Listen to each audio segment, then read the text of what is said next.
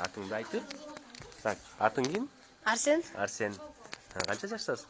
12-де. 12-де. Сен жакта чоң кезиң, Сенден да байкелер барбы жакта? Ооба, бар. Алар каякта? Биактарда эле жүрүшөт. Оокат кылып атышат, Кайсы класста окуйсуң? Эме 6-чы. 6-класста. Күрөшкө чыгасыңбы? Ооба. Биз берки инилериңди, карындаштарыңды тарттык. Күрөшкө канча болду катышып атканыңа? 1 жыл болду. 1 жыл. Кандай ийгиликтери бар? Сене медаль, диплом алдыңбы? Ооба, алдым. Канчаны алдың? Канча экенин унуткам. Бирок азыр көп деле эмес эди. 10-го жетеби? Жок. Молодец, дагы көптөгөн ийгиликтерди кыласың. Биз сенден сурайлы. Борцовкаң барбы?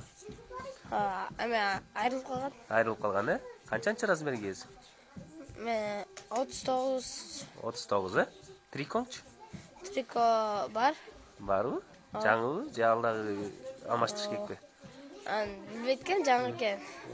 Биз анда трико бар. Сумкачы? Сумкалардан эме болот. Сумка бар. Барбы? Ооба. Же жаңы сумка керекпи? Спортивный. Жок, бар. Бар, Спортивный эле.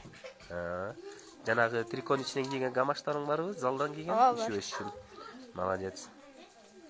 Чоңгондо кайсы эме спортчуга окшошуң келет? Акчолгобу, Жоломангабы, Эрназарга көрөсүңбү ошолорду?